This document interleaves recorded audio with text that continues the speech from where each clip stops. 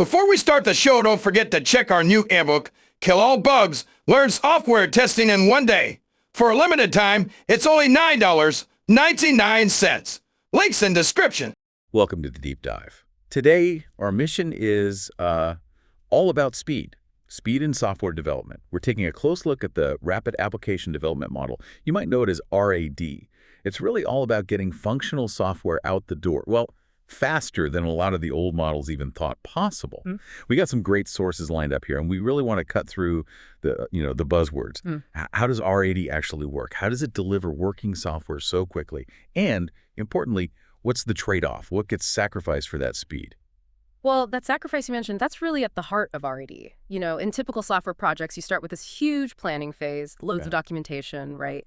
RAD just flips that completely. It's defined, really, as being based on prototyping without all that specific heavy planning up front. So that shift, prioritizing development tasks over, say, months of analysis, it's all because the main goal is just getting that software finished and launched in a really short time. A short time. How short are we talking? We're talking weeks, maybe, 2 or 3 months, not the year-plus timelines you see elsewhere. Okay, right. So let's unpack that. If you're cutting down the planning, drastically, it sounds like. How do you avoid just, chaos? There must be some serious constraints, right? How do developers keep things on track without all that upfront documentation? Yeah, you definitely need structure. It basically boils down to 2 core ideas: modularity and reuse. Serious reuse. You see, you can't rush some huge, brand new, sprawling system with this method. So first step, break the big project down. You split it into smaller, manageable chunks, mini projects almost, and these get built and delivered iteratively. Small pieces, one after the other. Okay, smaller pieces. That makes sense. But the secret weapon for speed is reuse. It's not optional. It's built in. RAD really demands that you use existing templates, tools you already have, processes that are established. And this is critical, reusing existing code, like code libraries, components, this framework of pre-built stuff. That's what cuts out the vast majority of, writing everything from scratch. Right, okay. That reuse angle definitely explains the speed. But I have to ask, if you have to reuse things, doesn't that stifle innovation a bit? I mean, what if I want to use some cutting-edge new tech, something where there aren't any templates yet? RAD sounds like maybe the wrong choice then. You've nailed a really key trade-off there. That's exactly right. RAD works best with technologies that are, let's say, mature, well understood, where you have those reusable components ready to go. It's definitely not the right fit for a project that's heavy on R&D or exploring brand new territory. Got it. And connecting back to that minimal planning, our sources really hammered this point about an input-output focus. It's all about where the information comes from and where it needs to go. Less about what the sources called abstract architectural beauty. Why downplay the architecture? Isn't that risky long-term? Well, that abstract beauty takes time, right? Time for really deep design, thinking ahead. RAD is laser-focused on delivering value now. Business utility. As long as the information flows correctly, gets from A to B, and does the job the business needs. The internal structure, well, obviously not ignored, it's secondary. The user is involved so closely, constantly looking at prototypes. If that prototype delivers what they need, the right inputs producing the right outputs, then the internal elegance isn't the top priority. It doesn't need that kind of perfect long-term optimization you demand in, say, a waterfall project. Okay. Speed and function over elegance. Understood. So even with less planning, it's not total anarchy. There's still a structure. The SDLC RAD modeling, they call it. For listeners familiar with the software development lifecycle, the SDLC, the key thing here is that these phases in RAD, they happen much faster and iteratively. There are 5 main phases that guide the process. Exactly. That structure is vital for managing things without that big upfront design document. Let's walk through those 5 steps, and we can see how they differ from the more traditional ways. First up is business modeling. Now, this isn't about tech specs yet. It's purely about designing the product based on how information flows, between different business areas or channels. It answers. What info gets created? Where does it need to end up? Who actually uses it? That sounds like it needs a lot of immediate input from the users, which fits the whole prototyping idea. Oh, absolutely. Constant user feedback is woven in. Then phase 2 is data modeling. Here, you take all that information flow stuff from the first phase and you start to refine it. You define specific data objects that are really important for the business. The data structure gets defined quickly based on what's needed right now, not trying to predict every possible future need. So very pragmatic. Very. Third is process modeling. This is where we figure out how to make those data objects actually do something. We define the steps, the processes needed to transform the data to achieve the business function we're after. It's the how-to linking the data we defined to the result we want. Okay, and now phase 4, application generation. This sounds like where the rapid part really kicks in, yeah. It really is. Because we've spent less time on manual analysis in docs, we lean heavily on automation here. We use automated tools, things like code generators, maybe visual programming tools, sometimes what they call fourth-generation languages or 4GLs. These tools take the process models and data models we just defined and, well, convert them into actual working prototypes. Fast. Your developers are writing much less basic code by hand. So it's like having a prefab construction crew jump in, they build the basic structure from the plans instantly instead of laying every single brick. That's a great way to put it. That automation is absolutely crucial for hitting that, say, 2 to 3 month target we talked about. Makes sense. And the last phase, number 5, is testing and turnover. Now, what's interesting here is that the overall testing time at the very end is much shorter. Shorter. How? Because you're testing constantly. Those prototypes, they get tested, tweaked, verified during every single iteration. You're not waiting until the very end for some massive, complex integration test. You've already checked the smaller pieces as you went along. Right, continuous testing built in. Okay, we have the structure. So the big question then, when should you actually use this very fast, very focused approach? Is it good for everything? Building a simple website or, I don't know, complex flight control software? Oh, definitely not. Absolutely not. RAD is very specialized. It only really works well under quite specific conditions. Pretty rigid ones, actually. If you try to use it outside those conditions, the whole thing tends to fall apart. Okay, what are those conditions? Well, we mentioned time already. It has to be a system you need produced fast.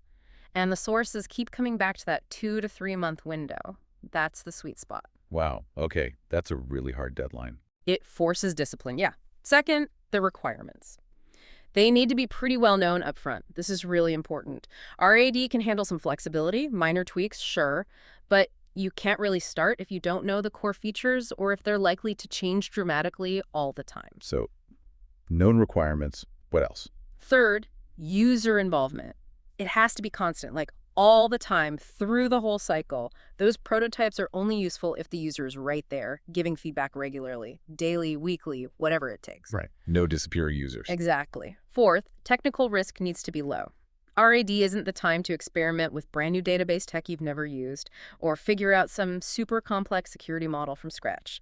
The tech needs to be stable, understood, stuff you can reuse components for. Okay, low technical risk. Makes sense with the reuse requirement. And the last constraint.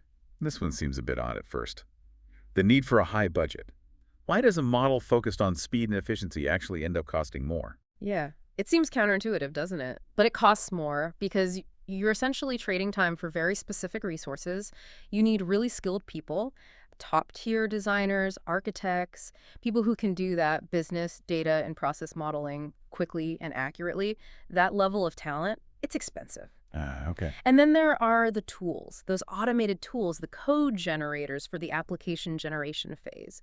They often represent a significant investment too, so you're basically paying a premium in terms of people and tools to compress that timeline so dramatically. That's a really key point. Speed isn't free. It costs more in terms of resource intensity, high budget needed. Exactly. That trade-off is fundamental. Okay, so we know the constraints. Let's flip it. What are the advantages? Why take on this high-cost, high-discipline model? We touched on flexibility.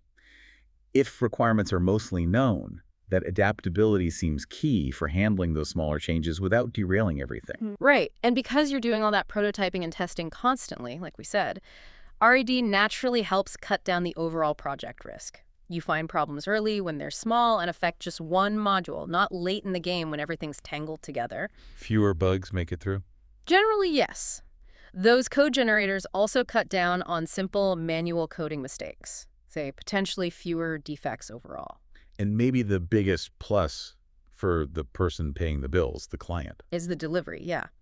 Because it's iterative, each cycle, each phase delivers the highest priority features first. The client sees value quickly, they get working software in their hands early on, proving the concept. Instant gratification almost. Something like that. But, okay, we need to be really clear about the downsides too, the cautionary notes. We know it's not for every project. And interestingly, it doesn't scale down well. You wouldn't use this whole 5-phase process for a really tiny, simple project. The overhead is just too much. Right. Not for small stuff. And definitely not if the tech is risky. Correct. But here's a really critical disadvantage tied directly to that need for speed. You can end up with reduced features.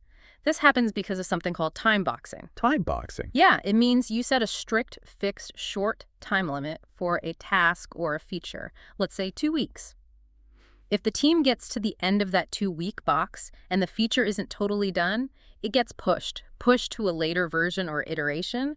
It's kind of non-negotiable to keep the overall schedule. Ah, so you might have to cut scope to hit the deadline for this release. Exactly. It forces you to finish something in that short period, even if it means deferring some functionality. Think of it like cooking a big meal. You absolutely have to serve dinner at 7 p.m. If the fancy dessert isn't quite ready by then, you serve the main course and the dessert waits till tomorrow, you hit the main deadline. That's a good analogy. Real pressure. Definitely. And this rapid evolution from prototype to finished app can sometimes lead to issues later on, like reduced scalability. Remember, the primary focus was immediate function, not necessarily perfect long-term architecture. So expanding it massively down the line might be harder. Technical debt, essentially. You could call it that, and maybe the biggest long-term headache. Tracking things, progress, problems. They can be really hard to track formally because typically there's very little documentation generated outside of the code and the prototypes. No big design docs, no detailed specs. Right. So if key people leave the project, a lot of the why and how can just walk out the door with them. Institutional knowledge loss. That lack of documentation feels like a significant risk you have to consciously accept. Right. A deferred cost for that initial speed. It absolutely is. And finally, back to resources. Needing those highly skilled people. It makes the project constantly resource intensive. If you lose even 1 or 2 key team members mid-project, that tight 2 to 3 month timeline is suddenly in serious jeopardy because finding replacements with that specific expertise quickly is really tough. Okay, this has been a really fascinating look under the hood.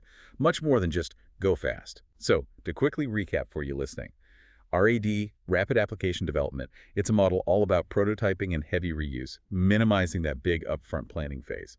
It follows 5 key phases: business modeling, data modeling, process modeling, application generation, using those automated tools, and then testing and turnover. And we've seen it offers that quick delivery, the benefit of continuous testing, and some useful flexibility. But, and this is a big but, it demands very specific conditions. You need known requirements, low technical risk, constant user involvement, and perhaps surprisingly, a high budget for the right talent and tools. So yeah, it's definitely not a silver bullet. It's a specialized tool for specific, very time-sensitive situations.